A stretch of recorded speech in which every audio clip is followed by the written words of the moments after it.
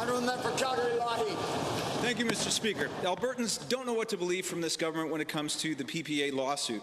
When asked recently if she would introduce retroactive legislation in order to nullify PPA litigation, the Premier refused to deny that she would, stating the simple catch-all that the government is prepared to do what it takes to protect Albertans. And just yesterday, she accused the opposition of being the only ones talking about retroactive legislation.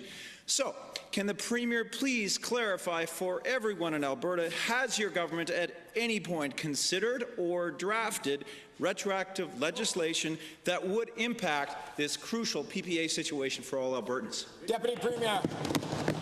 Thank you very much, Mr. Speaker, and to the member for paraphrasing what the Premier has said on many occasions, which is that we are going to make sure we stand up for Albertans. And I think it's important for us to, we've made it very clear that we welcome discussions with the parties that were directly involved, and we've made some good progress on that. I look forward to updating members soon.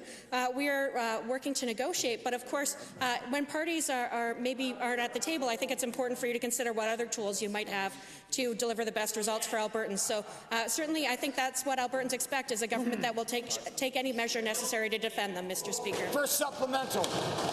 Given that Albertans deserve more than just words, they need actions, and given that we've been told that the government has indeed drafted this legislation and the Cabinet has approved it already, and that the NDP may be utilizing it as a hardball negotiating tool, to the Premier, is your government stooping to the level of using potential retroactive legislation as a leverage club in your ongoing negotiations with Alberta PPA negotiators and holders?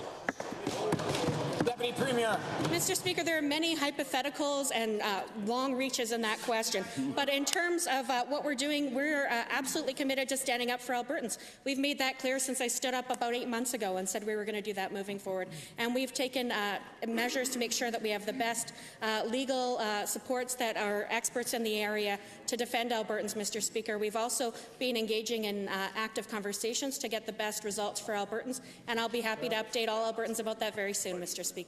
Second supplemental.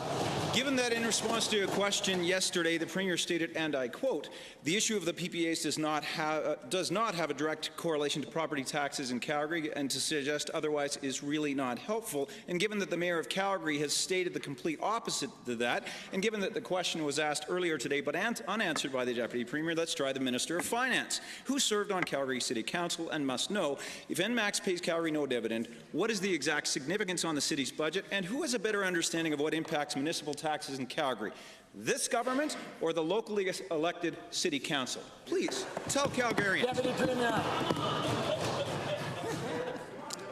Thank you very much, Mr. Speaker.